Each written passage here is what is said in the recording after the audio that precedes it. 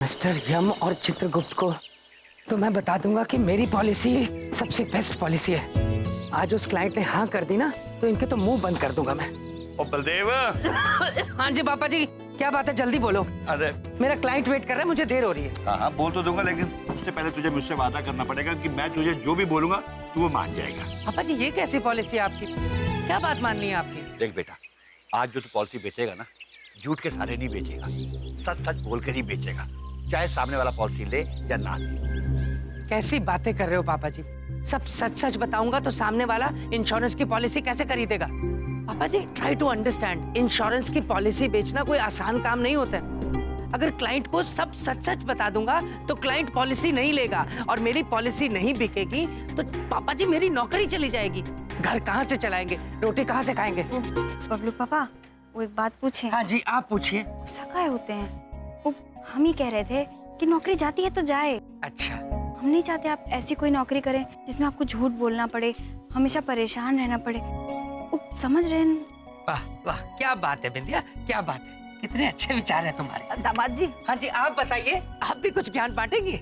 नौकरियां तो 50 मिल जाएगी, चिंता किस बात की? चिंता तो इसी बात की है सासू माँ कि एक नौकरी बचा नहीं पा रहा हूँ तो 50 कहाँ से आएंगी? देख बलदेव, हम तेरे साथ हैं, तेरा परिवार तेरे साथ है, वादा कर तू झूठ नहीं बोलेगा। अरे नौकरी जाती है तो जाने दे, जरूरत पड़ी तो मैं नौकरी कर लूंगा। तू सिर्फ सच बोलेगा मेरे लाल, झूठ कभी नहीं बोलेगा। पापा जी आप नौकरी क्यों करेंगे? मैं कोशिश करूंगा सच बोलने की। शाबाश मेरे बच्चे, कोशिश कर। All the best.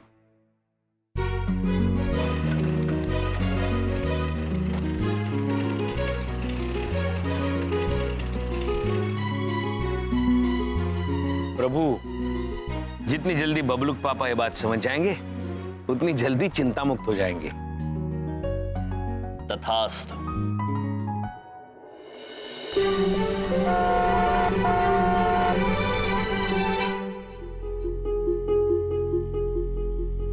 सर, हमने ब्रोशर तो पढ़ लिया, इसमें कुछ स्कीम है जिस पे हम विचार कर सकते हैं।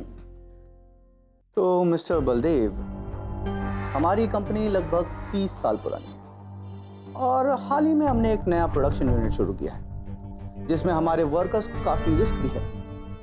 इसलिए हम चाहते हैं कि हमारे वर्कर्स के इंश्योरेंस कोई ऐसी कंपनी करे जो उनके सारे रिस्क कवर कर सके। तो मैं उम्मीद करता हूं कि आप हमसे कुछ ऐसा कहेंगे जो हमें सुनने में अच्छा लगे। देख बेटा, आज जो तू पॉलिसी बेचेगा ना, झूठ के सहारे नहीं बेचेगा, सच सच बोल कर ही बेचेगा, चाहे सामने वाला पॉलिसी ले या ना ले। अब देखिए सर, आपने ब्रोशर तो पढ़ लिया होगा जी, लेकिन वो जो छोटे छोटे अक्षरों में टर्म्स एंड कंडीशंस लिखी होती हैं वो आपने नहीं पढ़ी होंगी।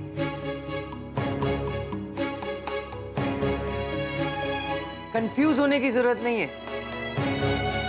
वैसे तो मेरी पॉलिसी नहीं है कि मैं उन छोटे छोटे अक्षरों में लिखी हुई टर्म्स एंड कंडीशंस के बारे में आपको बताऊं, लेकिन फिर भी मैं आपको जरूर बताऊंगा, भले फिर आप पॉलिसी लें या ना लें। Right, I will explain. इन परिस्थितियों में आपको पैसे नहीं मिलेंगे।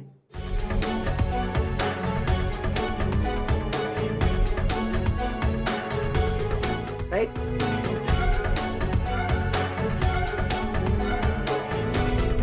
मिस्टर बलदेव, आपको नहीं लगता कि आपने हमसे कुछ ज्यादा ही सच बोल दिया?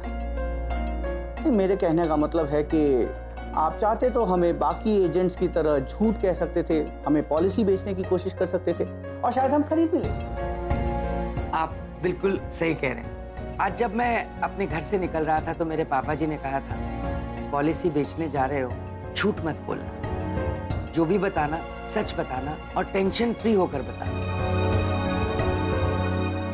अब आप लोगों ने ये सब सुन लिया है तो मुझे लगता नहीं है कि आप मेरी पॉलिसी में इंटरेस्टेड होंगे। आपने अपना कीमती वक्त दिया, बहुत बहुत शुक्रिया। Thank you once again. Good day sir.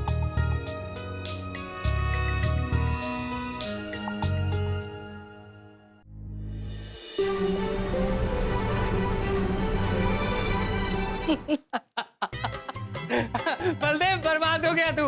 पापा जी, इंडिया, अरे आओ, कहाँ हो सब लोग? अरे सच बोलना तो मेरी पॉलिसी थी नहीं, मैं बर्बाद हो गया हूँ। बिंदिया, बिंदिया, मुझे मुबारकबाद दो, दिल से मुबारकबाद दो, कांग्रेचुलेट करो। मैं बर्बाद हो गया हूँ बिंदिया, तुम्हारे गहने कितने तक के बिक जाएंगे बिंदिया? पापा जी मुझे गले लगाओ, मुबारक दो, जैसा आपने कहा मैंने वैसा किया।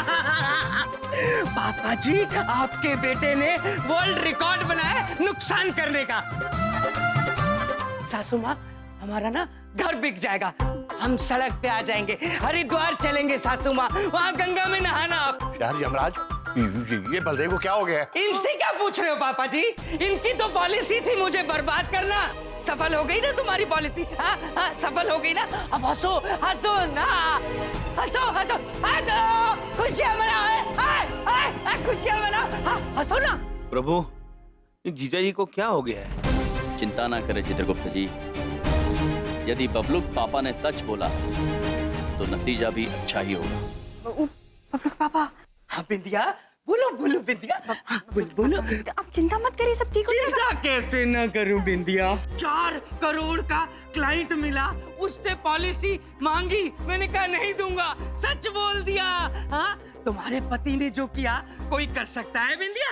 हाँ, कोई नहीं कर सकता।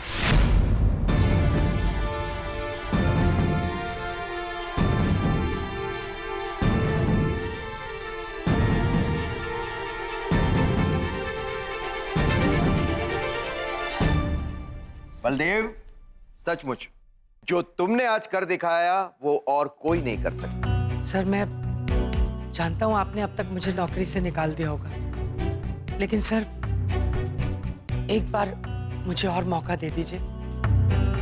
आप जैसा कहेंगे मैं वैसा करूंगा, सिर्फ एक बार और मौका दे दीजिए सर, प्लीज। नहीं बलदेव, बल्कि आज जो तुमने किया वैसा ही अब हम करेंगे। क्या मतलब sir? Mister Mittal. Hello mister Baldev.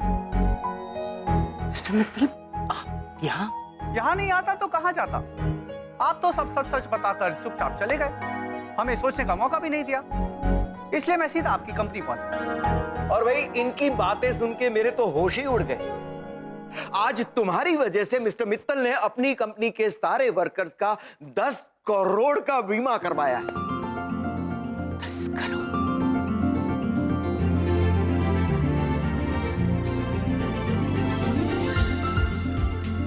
और जानते हो बलदेव, हमारी कंपनी का सबसे बड़ा बीमा तुमने किया है। तुमने बलदेव। सर मैंने लिया पापा जी, सर पर मैं तो जब आपके पास आया था आपको सब कुछ सच सच बता दिया था, फिर भी आपने इतना बड़ा बीमा। मिस्टर बलदेव, जितना सच आपने बताया है उतना सच आज की दुनिया में बताता कौन है? इसलिए तो मैं आपसे मिलने आया हूं। हमारी कंपनी ने यह फैसला लिया है कि जिस कंपनी में आप जैसे सच्चे और ईमानदार एम्प्लॉइज काम करते हो, हमारी कंपनी उसी कंपनी से अपने वर्कर्स का बीमा कराना चाहती है। सर अब तो मेरी नौकरी बच गई ना, आप मुझे कंपनी से नहीं निकालेंगे ना सर? बलदेव, हमें तो तुम्हारे जैसे लोगों की जरूरत है जो बिना चिंता किए ईमानदारी से अपना काम करें। और यमराज जी, चित्रगुप्त जी, इसमें हमें आपकी जरूरत है। नहीं मालिक, जिस कार्यालय में बलदेव पुत्र जैसे लोग काम करते हो वहां हमारी कोई आवश्यकता ही नहीं। और हम तो यही सिखाने आए हैं कि निर्भय होके सत्य का रास्ता चुने। नौकरी खो जाने के भय से अगर झूठ बोलेंगे तो वो बहुत अनुचित होगा। झूठ के सहारे आप चीजों को जल्दी पा तो सकते हैं, किंतु उन्हें संभाल के नहीं रख सकते। कब कहा था तुमने? हाँ, कब कहा था? झूठ क्यों बोल रहे हो सर? इनकी तो पॉलिसी है, काम कोई और करता है और क्रेडिट ये ले जाते हैं। सर ये जो भी कुछ हुआ ना मेरे पापा जी की वजह से हुआ।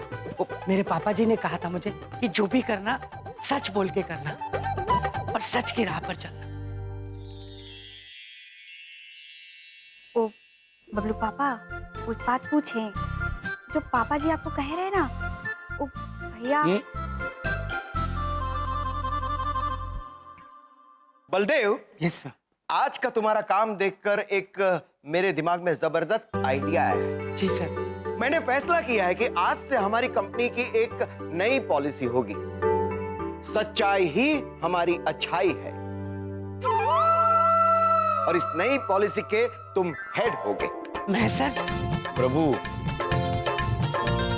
और इस पॉलिसी को हम बुलाएंगे बलदेव पॉलिसी। मुबारक हो पुत्र।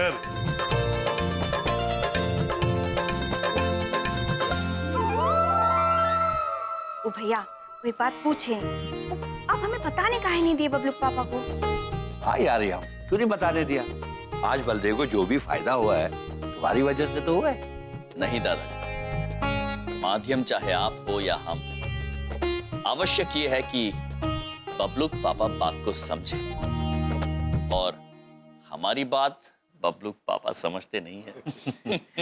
आपकी बातें सुनकर और बबलूक पापा की हालत देखकर हमें एक बात याद आ रही है जो हमसे एक विद्वान मनुष्य ने यमलोक में कही थी। उनका नाम था कबीर। उन्होंने कहा था, चिंता ऐसी डाकनी काट कलेजा खाए, वैद्य बेचारा क्या करे, कितना मरहम लगाए। अद्भुत चित्रगुप्त, अद्भुत। कितनी उचित बात कही आप। अक्सर चिंता में मनुष्य गलत काम कर बैठता है, झूठ बोलने लगता है, और फिर एक झूठ को छुपाने के लिए 100 और झूठ बोल लेता है। बस यही बात बबलू पापा को समझानी कि नौकरी खोने के भय से वो झूठ का उपयोग ना करें। वो कहते हैं ना, सत्य से हासिल की गई जीत में जो आनंद है, वो चिंता में बोले गए झूठ में कहां। ओ भैया, एक बात पूछें? आप तो बहुत ही अच्छा बोलते हैं। क्योंकि बहन, यम है ये। वाकई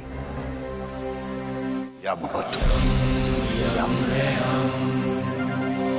जीने के अंदाज को बदलने आए हम, अंबर से खुशियों का पिटारा लेकर आए हम। यम है।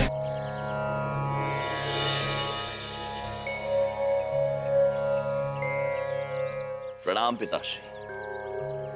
हमें इतनी शक्ति देना कि हम मनुष्यों की कमी को ठीक कर सके, और थोड़े जल्दी ठीक कर सके, ताकि थोड़ी जल्दी ऊपर आ सके। तो प्रभु, थोड़ी थोड़ी याद आ रही है। चित्रगुप्त जी, पिताश्री है सामने। क्षमा कीजिए पिताश्री, याद नहीं आ रही है।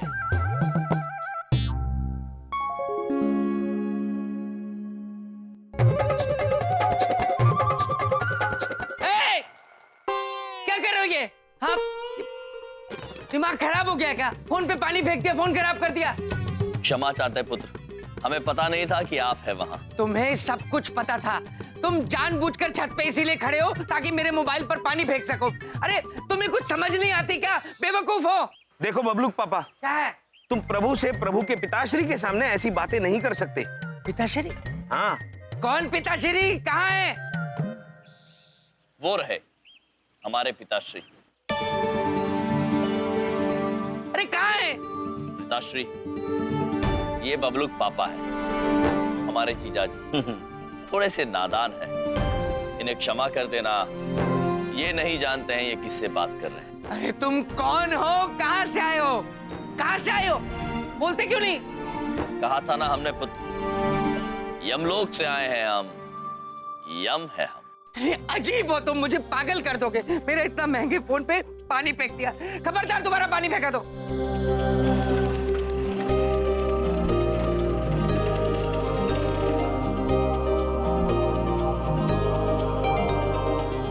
नादान है। आज तो मैं तुम्हें ठीक कर ही रहूंगा।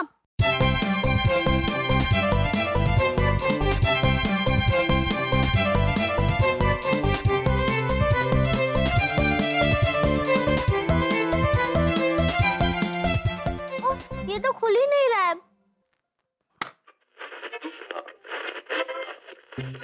अरे ये तो शुरू हो गया। बबलू, आया मम्मी।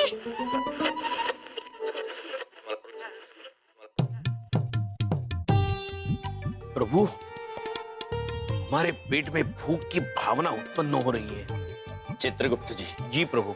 आपने तो हमारे पेट की बात छीन ली। हाँ? हमारे पेट में भी ऐसी इच्छा उत्पन्न हो रही है। प्रभु आइए विंध्या बहन से कहकर कोई अच्छा सा व्यंजन बनवाते हैं। जी। प्रभु रेडियो। रेडियो? प्रभु रेडियो। रेडियो मतलब बिना चलचित्र का टीवी। हाँ। आज का अगला कार्यक्रम ले जाएगा खाने की दुनिया में, जहां आप सीखेंगे पनीर के पकोड़े बनाना। तो सुनते रहिए 72.5 FM। प्रभु ये रेडियो हमें पनीर के पकोड़े बनाने की विधि सिखाने वाला है। क्यों ना हम खुद जाके पनीर के पकोड़े बनाएं। हम भी खाएंगे, बिंदिया बहन को भी खिलाएंगे। अद्भुत चित्रगुप्त जी, अद्भुत विचार है। आइए इस यंत्र को रसोई घर में ले चलते हैं और बनाते हैं पनीर के पकौड़े। चलिए प्रभु। हमारे कुकिंग प्रोग्राम में आपका स्वागत है। हमारे इस आज के कुकिंग प्रोग्राम में हम आपको बनाना सिखाएंगे पनीर के पकोड़े। प्रभु पनीर के पकोड़े बनाने का सारा सामान तैयार है। अद्भुत चित्रगुप्त जी, प्रारंभ कीजिए। जी। अब बेसन में पनीर और नमक मिलाइए और मसाला तैयार कर लीजिए। मसाला? प्रभु मसाला। मसाले में पानी कम मिलाइएगा। मसाला जितना गाढ़ा होगा उतने ही पकोड़े मजेदार बनेंगे। अब आप एक पैर पर खड़े हो जाइए और कूदिए। चित्रगुप्त जी, ये कूदने से व्यंजन बनाने का क्या संबंध हो सकता है? प्रभु वो कहते हैं ना, मेहनत से बनाई हुई चीज का स्वाद दुगना हो जाता है। तो वो हमसे मेहनत करवाना चाहते हो? ठीक है चित्रगुप्त जी, मेहनत करते हैं, कूदते हैं, पकौड़े स्वादिष्ट बनेंगे। हाँ प्रभु।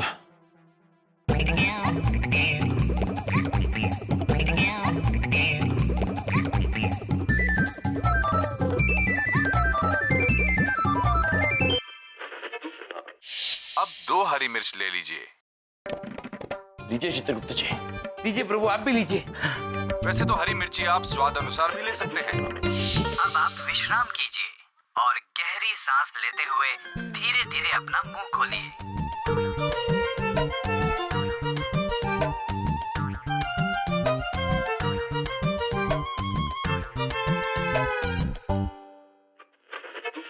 और उसमें हरी मिर्च डालिए।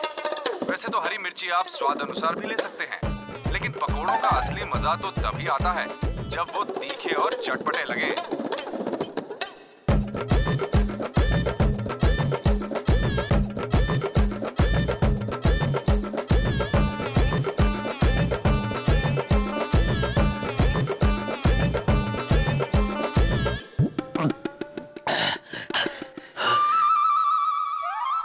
स्वादिष्ट है प्रभु। हाँ चित्रगुप्त जी, अद्भुत है। अपने हाथों को दोनों तरफ फैलाकर गोल गोल घुमाइए।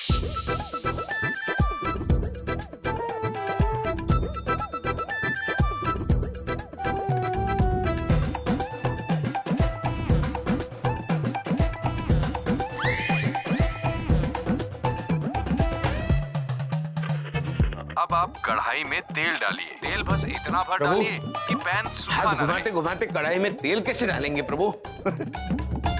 चित्रगुप्त जी, जी हम हाथ घुमाते हैं। हाँ। अब कढ़ाई में तेल डालिए। ठीक है प्रभु। अरे याम, तुम दोनों कितने भोले हो। अरे ये रेडियो मेरा खराब है, इसको स्टार्ट करो तो कई बार 2-2 स्टेशन चालू हो जाते हैं। जैसे इस समय व्यायाम कैसे करते हैं और खाना कैसे बनाया जाता है। ये तो अच्छा हुआ कि मैं सैर पे नहीं गया अपने दोस्तों के साथ, वरना आप दोनों तो सारा दिन यहीं लगे रहते। बच गए चित्रगुप्त जी। जी प्रभु। वैसे दादाजी, आप आज सैर पे क्यों नहीं गए? ओ मेरे दोस्तों ने जॉगिंग मशीन खरीद ली है, वो घर पे एक्सरसाइज करते रहते हैं। मैं अकेले सैर करता नहीं, इसलिए इसको ठीक कराने ले जाता हूँ।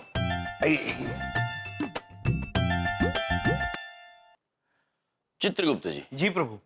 घर में ही सैर करने का यंत्र इजाद कर लिया है। इतनी सहूलियत है विज्ञान से। ये तो हमारे चमत्कार से भी आगे चले गए। हमें तो आज भी सैर के लिए महल के बाहर बादलों में जाना पड़ता है।